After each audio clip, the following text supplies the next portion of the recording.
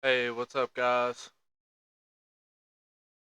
Got a graph here for you today, and no music today.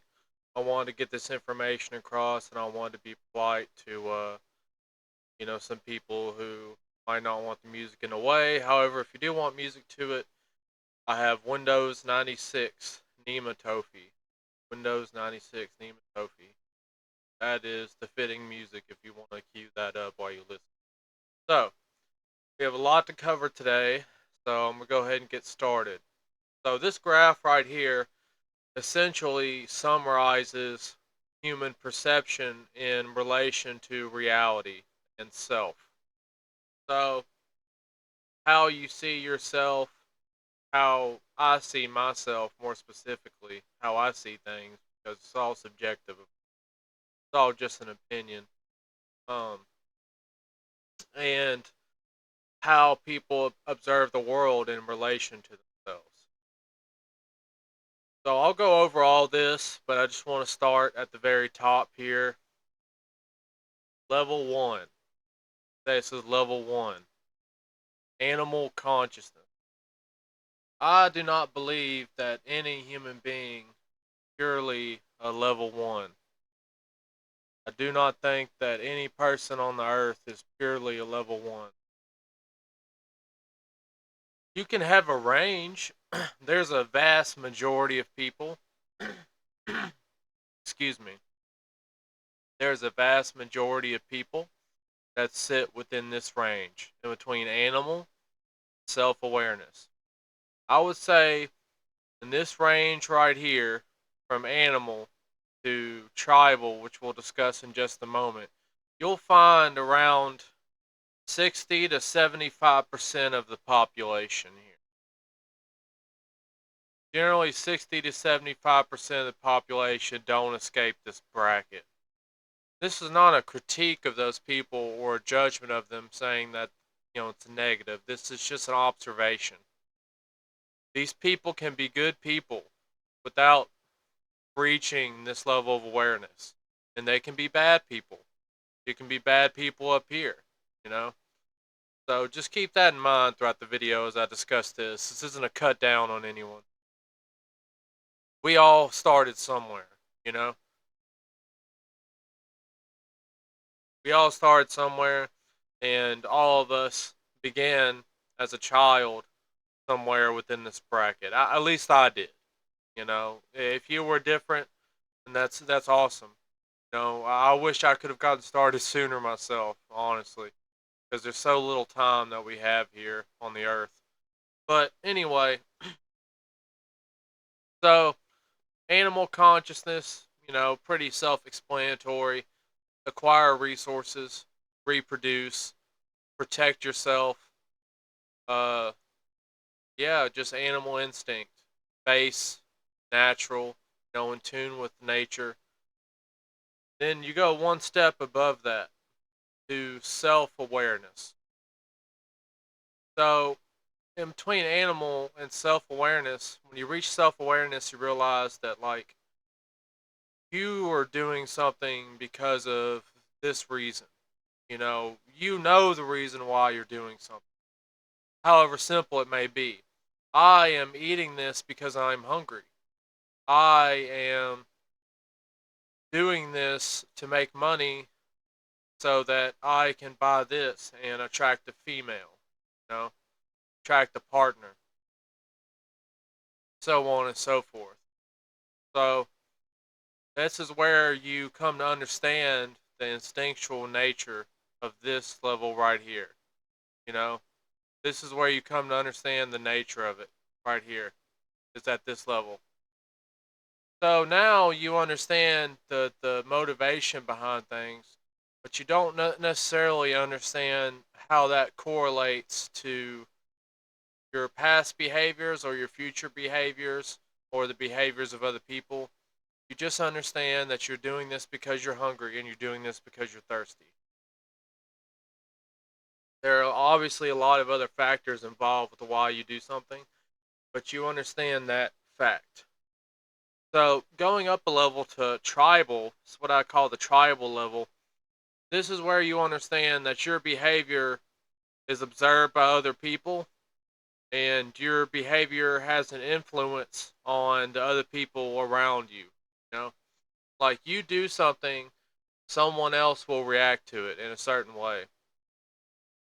So, when let's say you're in a group setting and there is everyone in your group likes a certain thing, like likes a certain political party or likes a certain type of music or food, you know that if you come out and you say that you are against that political party, food, music, etc., that you will be ostracized. That is understood. And this goes back to here. You know that if you were to go against a group, you would lose resources. Or if you were to go against a group, you would gain resources.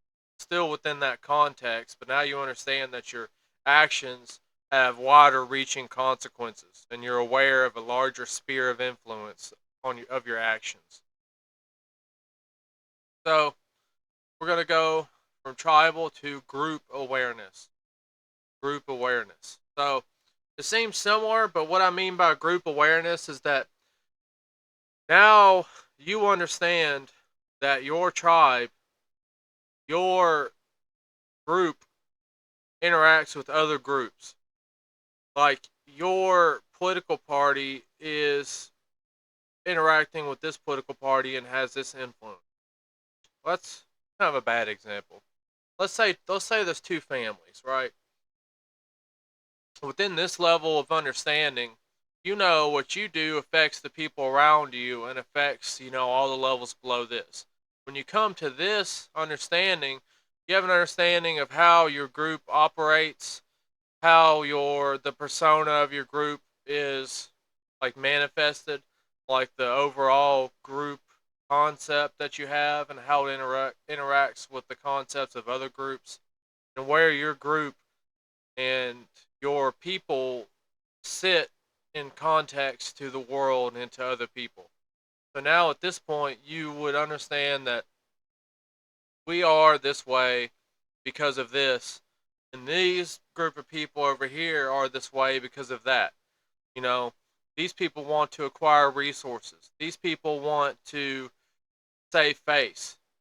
These people are doing this to defend their tribe. And you have like that context now to where it allows you to better understand your own group and other groups at the same time. So you're seeing things from another level. You're seeing how your own personal perspective, as a group interacts with other people's. Now, everyone has a group to some extent. You may not be in a family. You may be completely alone. Still within your mind, subconsciously or most of the times consciously, you've grouped yourself with a set of individuals that have a certain nature or a certain, solidifying factor in who they are, that they could be considered a group. And you know how that is in a relation to the world. And I'll give an example. So let's say that you are of a certain religion. You understand that the members of the other religion have their own way of seeing things and you disagree with that. So that's the group awareness. You know why your group is separated from the others. Okay, we're going to move on to hierarchy and power. Hierarchy and power. So, when you understand hierarchy and power, what this level of awareness to me means is that you understand the dynamics of civilization to an extent. Like you understand, the rich and the poor. You understand those who have advantage versus those who do not, and that people are not entirely motivated by the things that you thought they were when you were on these levels of awareness. You know, you realize that people, can do things simply to maintain power over other people. Like you realize that the dynamics of dominance and submission. You realize the dynamics of like, okay, this country is bigger than this country, so therefore this country can do these things, this country cannot. This country would do things to capitulate to this country. And in a wider context, you understand that people farther up in the hierarchy of power tend to be those who take the most advantage of the lower levels of consciousness.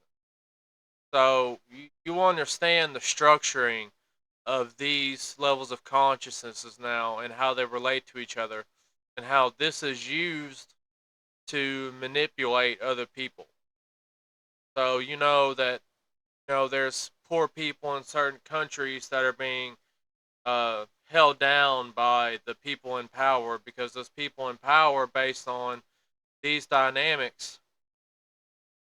are acting in such a way to maintain that power and to maintain that control. And you, in your own life, you start to understand, how you act in that way, how you exert power over other people, and how your will conflicts with other people's will, and how you become self-conscious, in a way like this, going back to self-awareness kind of, but it's like a self-awareness in the context of the entire society. You see where you fit in the entire society now. You would hear things like, oh, it's these corporations, the corporations are running things. That's the reason why all these things are happening. The corporations are in power and they're working with the government, and the government is doing this, and the government is doing that.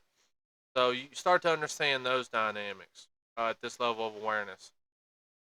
Start to become more of an individual at this point. You start to separate yourself from the just the group, and you start to associate yourself with a certain tier of individual. You know where you stand within the world to a greater degree. So we're going to move on to, these are exponential, by the way. So essentially, when you move from one awareness to the other, it's implied here that there's an exponential factor that these build upon each other in constructing your worldview. That now you consider all of these things at the same time when you think about yourself and other people. You know. So with that being said, we're gonna move to web of circumstance. This is what I call the web of circumstance. So now you're starting to understand, like, you're starting to understand things enough to where you can see something's wrong, you know? And when I say something is wrong, I mean something is wrong in the context of what you've learned, in these levels of awareness. We start to understand that, well, these people are not who they say they are, you know? And this is happening over here and this is happening over here, but these two events correlate in a way that isn't necessarily true to these other levels of, the other hierarchy of awareness. There's something else going on here. You start to learn about good and evil, about people who do selfless things and about people who do things to be intentionally evil. Now, we all do these things at any level of awareness to some extent. We all do things that would be selfless or that would be selfish at any given point. But at this level of awareness, you begin to understand what that means. You begin to understand how that shapes the world. And that people and the world is not necessarily what you've been told it is. Start to put together the pieces. You start to talk about things like, the event in 2001. You start to talk about things like, the CIA. Start to talk about things like how the judicial system is set up against the people in your country. Or you start to talk about how the way that things are run doesn't make any logical sense. You start to talk about, the nature of the shape of the planet. You start to talk about, space, things like that. Like you're expanding you're expanding your viewpoint at this, like, beyond the hierarchy of power to where you're now like, hang on a second. Like, yes, these things are included, but there's something else going on here. You begin to see the circumstances kind of add up, and you're getting, you're like, you have like this vague sense that there's something else going on here. Something spiritual that is beyond the realm of simply people doing things to acquire resources at the end of the day and to save face and all those other things. There's something else going on here. So at this point, before I move on to these last four, I wanted to address these two little graphs up here. Very simple graphs, but yeah. So essentially, as you move forward in your awareness and you move forward in your level of understanding, your individuated power, or rather your subjective interpretation of your level of individuated power, begins to go down concurrently with your level of awareness. So, your individuated power starts out here at the animal level where you have complete power, through ignorance, where you act out in such a way where the only reason you act is because you know it will have a concrete benefit. You don't think about any of the other consequences. You simply do things to acquire resources. At this point, you have all the power subjectively. Since all you have to do is acquire resources, you have complete power to do that, to take advantage of other people, to hurt people, hurt other groups. You have the complete power to do that. And there's no other factor except for yourself at that point, because that's all you can see is like directly in front of you. You got like tunnel vision. Well, as you move forward and you see, well, actually, these are the reasons I do things. And so there are other circumstances determining the outcome of my actions besides just what my intention was behind it. Like beyond just what was my original thought. So essentially, what I'm saying here is that let's move down here to hierarchy and power. I think this would be a good example of that. You begin to understand that there are groups larger than yourself that reign over your own individual group.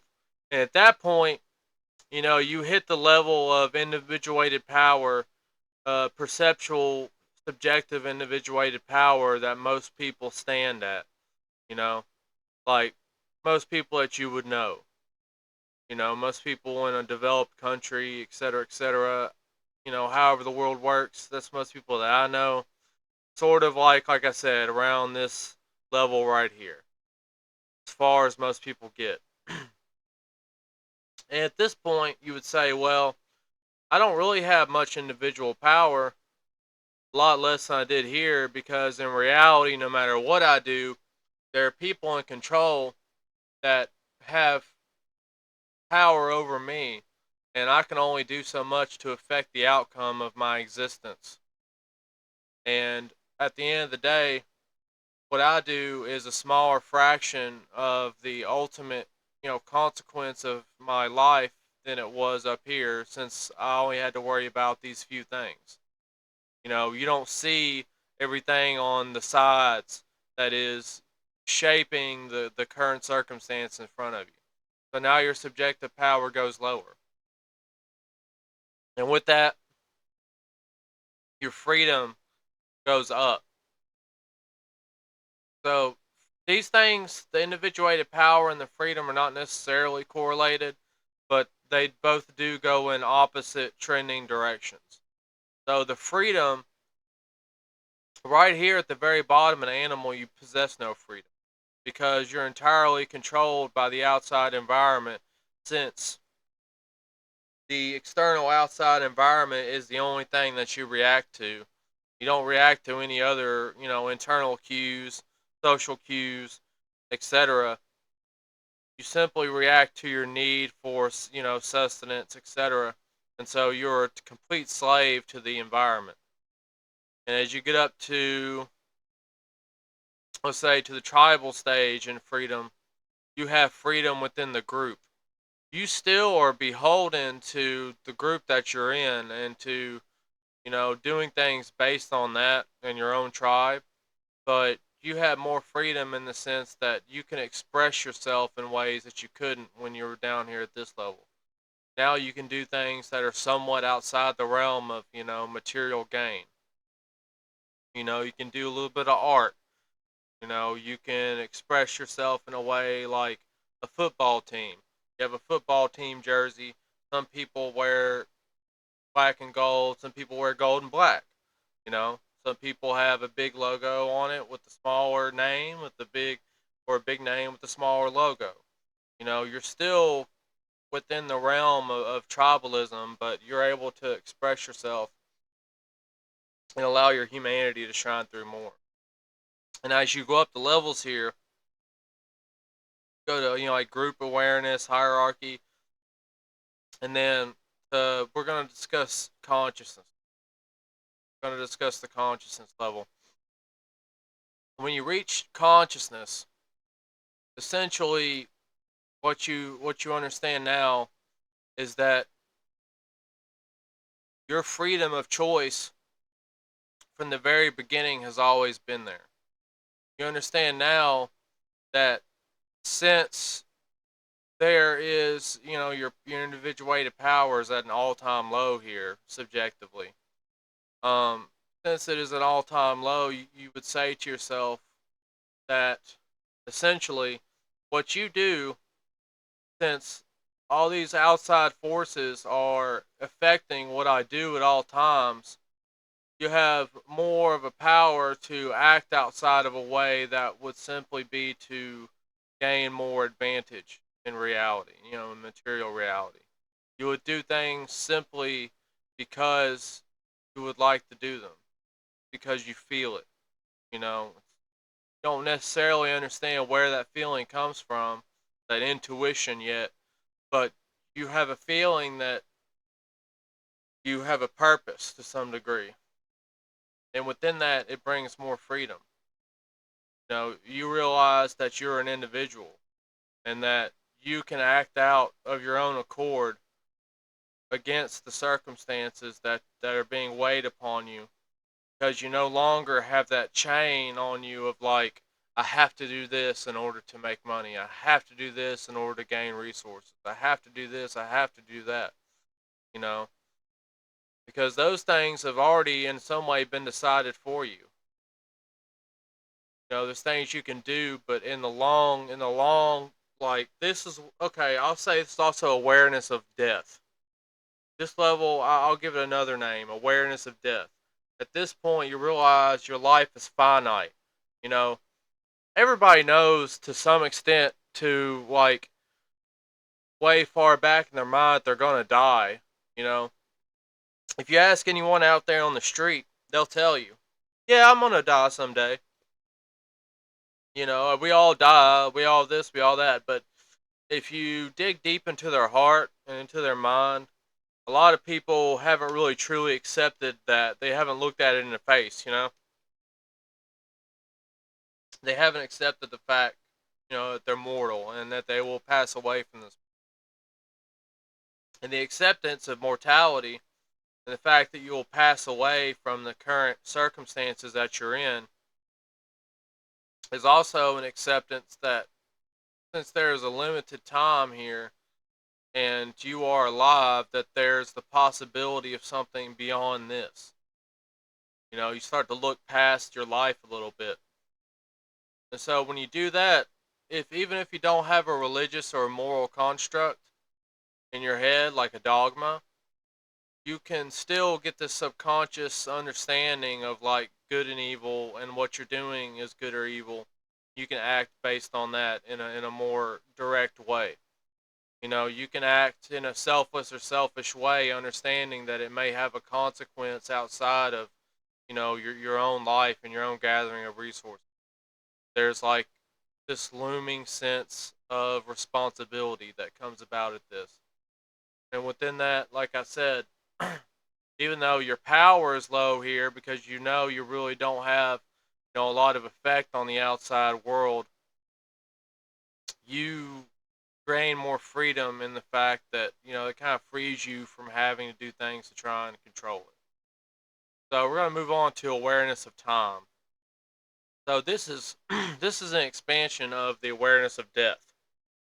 Awareness of time is the fact that you understand that there is an undercurrent, like an underlying eternal aspect to reality.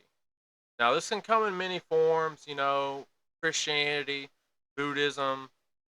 There's, innumerable different religious and spiritual views out there, but a constant amongst almost all of them is that there is an eternal self, that there is an eternal self beyond material reality. And now that you've reached this level, you begin to, like I said, your freedom is at an all-time high because you're like, well, I have all the time in the world, really.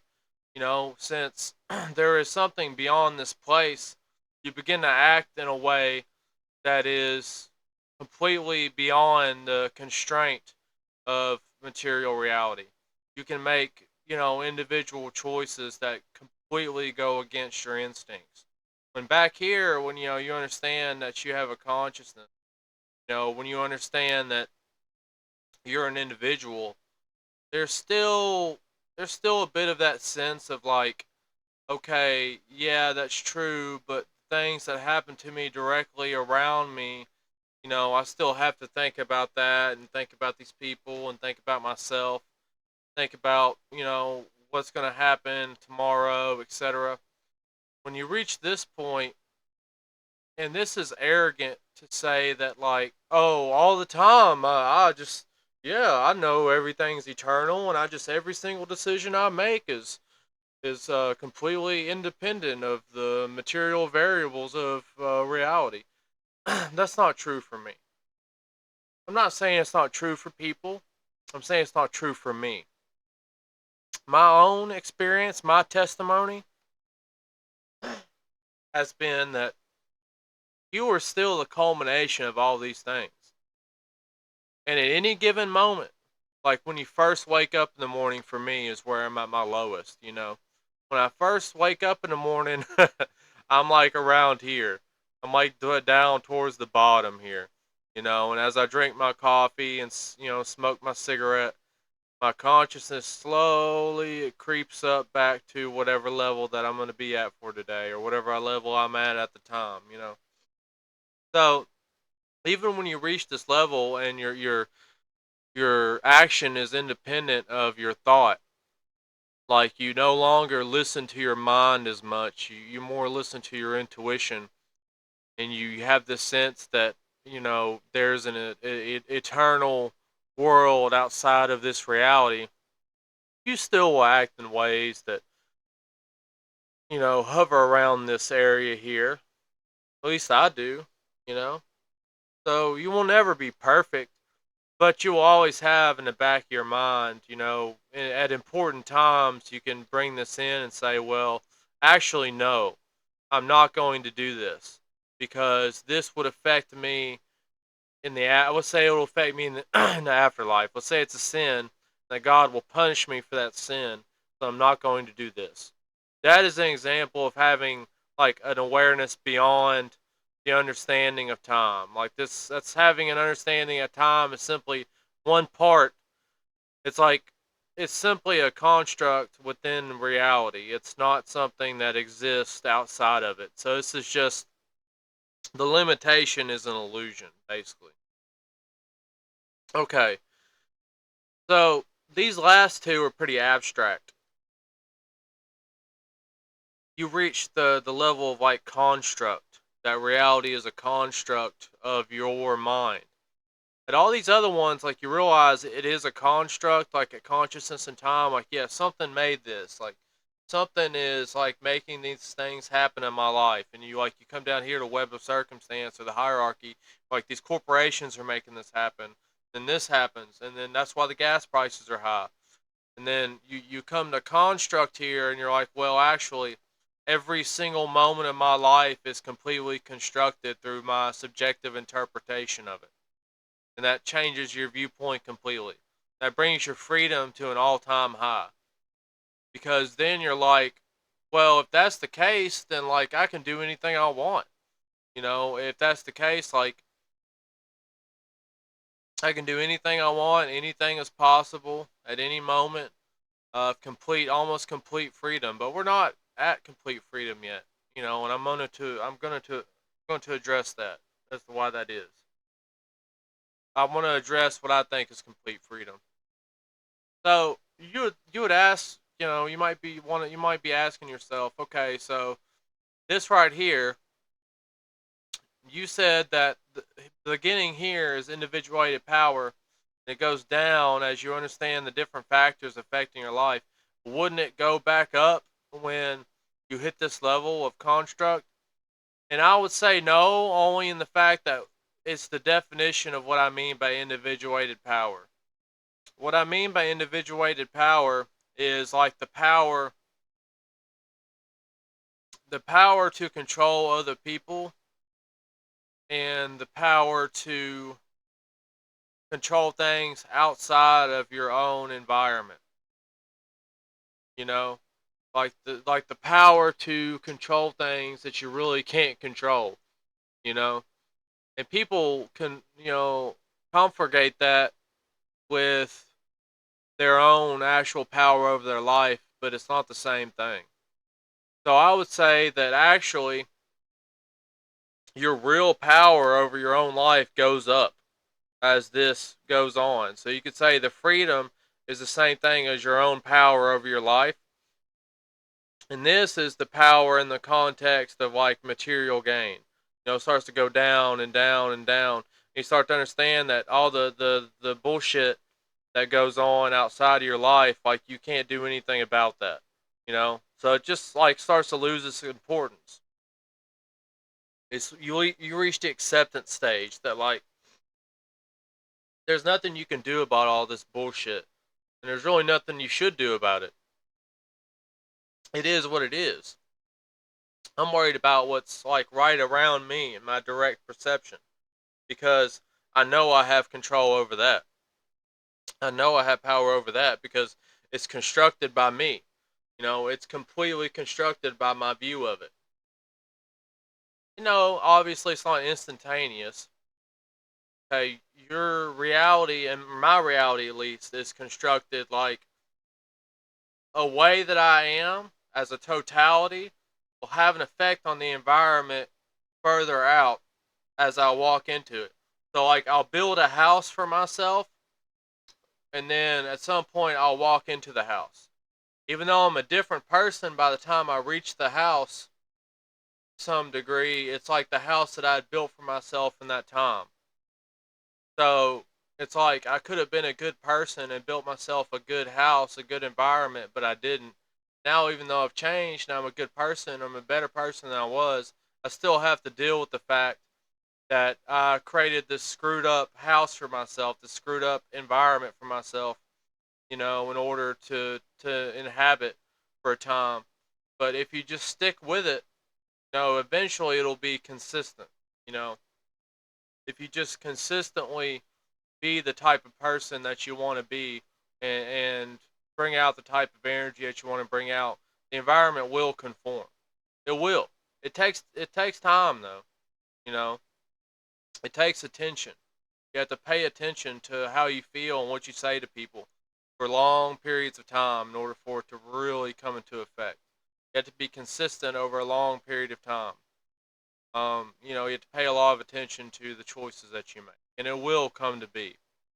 It's not immediate. A lot of people don't seem to ever say that. I always find that it's like, oh, you can wish for whatever you want and it'll come.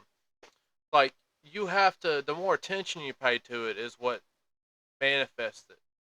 Imagine like you're trying to manifest. Okay, let's just say something random. Let's say you're trying to manifest a car.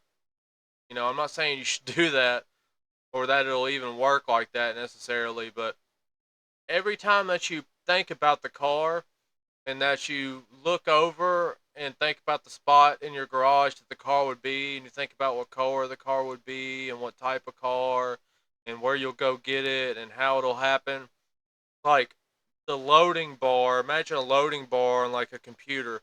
It's slowly filling up as you think more and more about the car. It's filling up the loading bar. And then when the loading bar is done loading, a sequence of events will occur that will lead you to getting a car.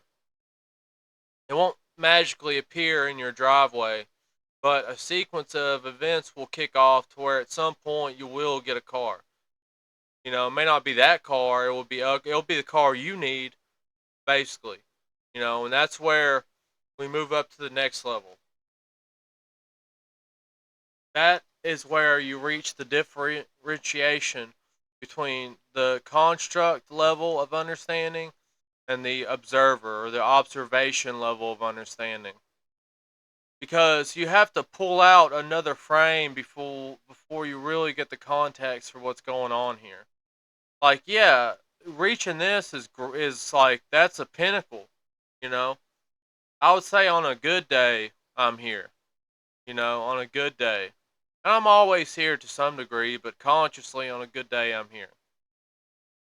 For me to be here and to really have like a groundbreaking insight, it takes it's very special time for me in order for me to reach this level. I would say consistently, if you want my honest rating of myself, I'm like hovering around here, more towards this, like in between consciousness and time at any given moment. I have to work, I have to do this and that, and I have to go and take care of things. I have a lot of free time, I'll admit, but there are things that I still have to do, to some extent. There are obligations that I have to take care of. And so I remain around this level during that period. But in my alone time, I go up to here, in between here and here. If I really dig deep consciously and I try to go above it, I can reach like here. You know what I mean? Like if I really give it my best effort, I can reach like here. But in order to reach this level of awareness, it takes a rare circumstance for me. Like I really have to be in a particular mood, in a particular setting, at a particular time for it to get this way. So don't feel bad if you're like stuck around here for long periods of time. It happens, you know. Just try not to backslide into being a bad person. Heck, even if you slip all the way down to the bottom, like try to maintain your sense of self enough to where you your actions and your thoughts are still positive. That's all that really matters. If you have all this context and choice, and you don't choose the thing that you really want to choose, like what was the point of it all? You know? So, the observer level of awareness is what I'll call this, is where you can observe your own self, like going through these layers of awareness. Like you can step outside, you can like disassociate, and you can see yourself like for who you really are and with the world for what it really is and for reality for what it really is. Like in these moments, you have the greatest amount of freedom because at that point, you can do something that's even counter to who you are, you know, like who you are here, not who you really are, we're going to the true self, but who you are in this place. Because who you are does encompass like your soul too. Like your soul, like what inhabits your body, is a part of the construct to some degree. It's like there's two different things, like the soul and the spirit. The spirit would be like the thing that exists outside of here. The soul is the thing that inhabits your body, that animates it. It does still have things to it that are beyond the mental and the material plane, but it's not this. This all this is in this place, the only thing that it can be seen as is you watching what's going on. Like you're just observing what's happening. As you're observing your own thought processes. You're observing all of it. You can step aside and realize that's what you are and then make decisions and tell yourself to do things based on that. And when you're in that state of mind, you can look outside of yourself, like to the left, to the right, up and down. Not literally, but spiritually, metaphorically, and you can see things from a different perspective that will give you insight. You could say, like, you could call it talking to God. In a way, like you're reaching up past your own self and you're bringing something from over here, what I call the unknowable. The levels above this. You're bringing something from out here and you're like quantifying it into an object in this reality as best you can. That's what that is. So, yeah, that's part one. I will discuss all this on part two of the video. I appreciate it if you've stuck with me. Thank you so much. If you have any questions, please leave a comment down below and I will answer your questions. I'm just trying to quantify my understanding of reality and, the observation of it. So I'm trying to gather my own thoughts, really, what this comes down to. But I hope you may get something out of it too. It was, stilted and kind of all over the place as it was. And I'll release a part two as well. So, yeah, well, I appreciate it. And thank you. I hope you have a good day wherever you are. And have a good one.